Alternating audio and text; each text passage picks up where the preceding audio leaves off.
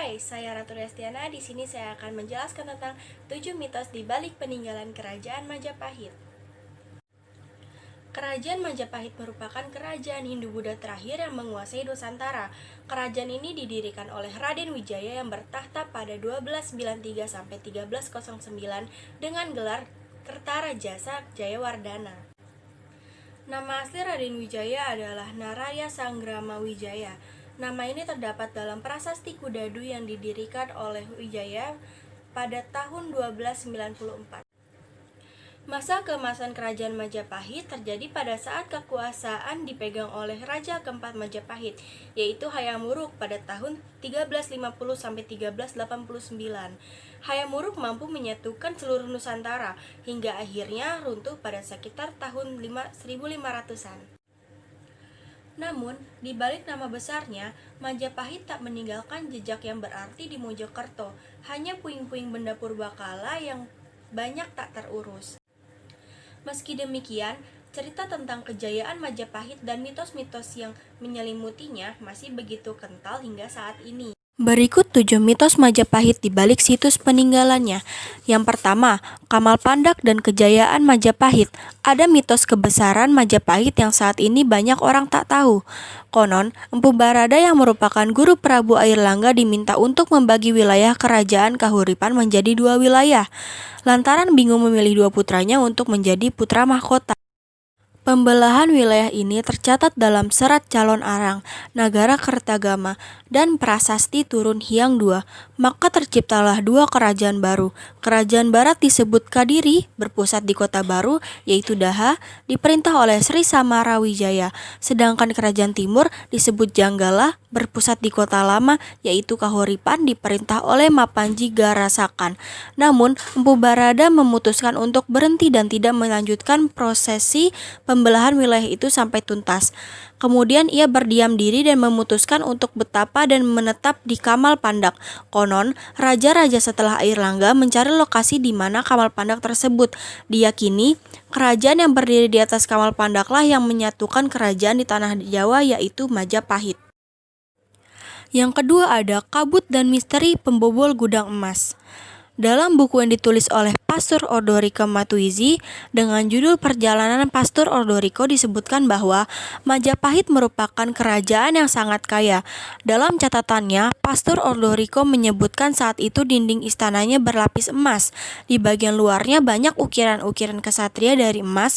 Banyak dari kepala patung kesatria tersebut dikelilingi lingkaran-lingkaran emas seperti orang-orang suci. Dari situlah mitos kabut tebal yang selalu menyelimuti wilayah kerajaan Majapahit itu ada. Tahun 1387, Prabu Hayam Wuruk bermimpi, gudang perbendaharaan yang menyimpan koin-koin emas diselimuti kabut putih pekat. Raja keempat Majapahit ini lantas meminta agar penjagaan di gudang penyimpanan itu dijaga ketat. Malam berikutnya, memang terjadi kabut di gudang penyimpanan dan terjadi pencurian. Sejumlah koin emas hilang. Kejadian itu berulang hingga 2 kali. Saat kali kedua inilah, penjaga sempat memergoki dan mengejar pencurinya. Saat dikejar, ternyata pencuri itu masuk ke dalam keraton. Kondisi keraton pun begitu ramai kala itu. Patih Gajah Enggon kala itu ikut serta mengepung keraton, di mana lokasi itu merupakan tempat peristirahatan Prabu Hayam Wuruk. Gajah Enggon kemudian masuk ke dalam keraton, sementara prajurit terus berjaga di luar menunggu aba-aba sang patih. Saat dicek, Gajah Enggon, ternyata di dalam keraton itu hanya ada Prabu Hayam Wuruk. Tidak ada pencuri. Selang 2 tahun kemudian, tepatnya 1389, Prabu Hayam Wuruk mangkat. Sejak itu, kabut putih selalu menyelimuti ibu kota kerajaan sampai saat ini. Mitosnya, kabut itu adalah cara Hayam Wuruk melindungi Majapahit. Lalu yang ketiga, Bajang Ratu, Gerbang Pelorot Tahta. Candi Bajang Ratu merupakan salah satu dari sekian banyak situs peninggalan kerajaan Majapahit. Situs berupa bangunan struktur batu bata ini diyakini merupakan sebuah salah satu gerbang kecil di area kerajaan Majapahit. Bentuk bangunannya berupa gapura beratap mirip dengan bentuk Candi Panataran di Blitar. Situs Candi Bajang Ratu berdiri kokoh di Desa Temon, Kecamatan Trowulan. Diperkirakan didirikan pada pertengahan abad ke-13. Beberapa versi menyebutkan Bajang Ratu diartikan sebagai raja yang gagal. Bajang berarti batal atau bisa juga diartikan kecil atau kerdil, sementara ratu berarti raja. Candi tersebut dibangun sebagai penghormatan kepada Raja Jayanegara atau yang memiliki nama kecil kala Gemet. Konon, karena Raja Jayanegara ini memerintah dalam kurun waktu yang cukup singkat, sejak tahun 1309 sampai 1328.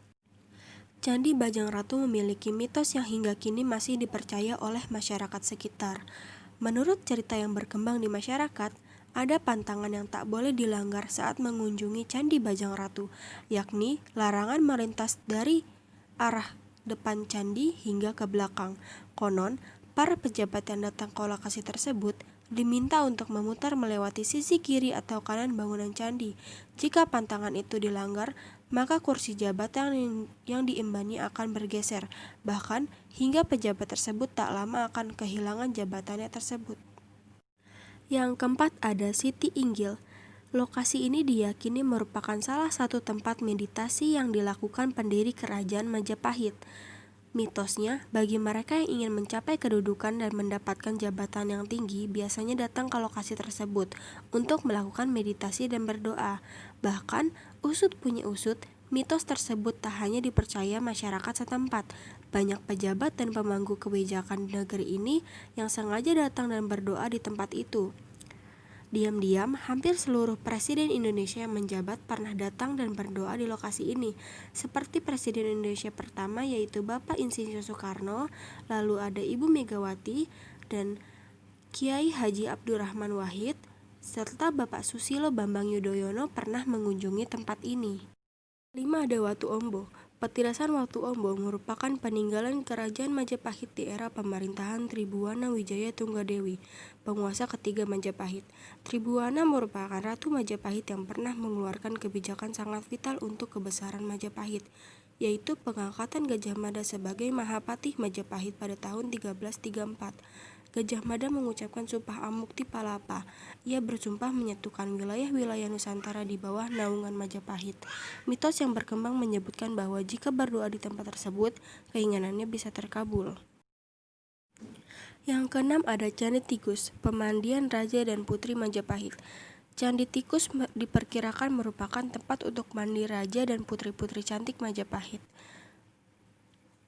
Pada keterangannya disebutkan di lokasi itu juga digelar upacara-upacara tertentu yang dilakukan di kolam-kolam. Sama seperti situs peninggalan Majapahit lainnya, sebagian penduduk sekitar mempercayai jika Candi Tikus memiliki unsur magis dan dapat memberikan kesejahteraan.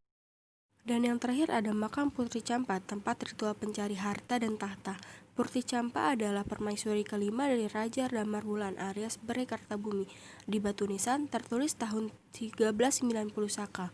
Angka itu menunjukkan tahun kematian putri bernama Asti Dewi Kenwai itu. Kabarnya, banyak pejabat dan pengusaha yang datang dan berziarah ke makam tersebut.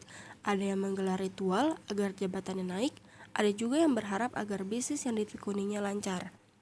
Cerita sukses para perziarah yang dulunya pernah menjalani ritual di makam Putri Campa bukan sekedar mitos, namun beberapa orang mengaku sudah membuktikannya. Nah, itu dia 7 mitos di balik situs peninggalan kerajaan Majapahit yang masih dipercayai oleh masyarakat Indonesia. Semoga bermanfaat dan menambah wawasan kita semua. Terima kasih.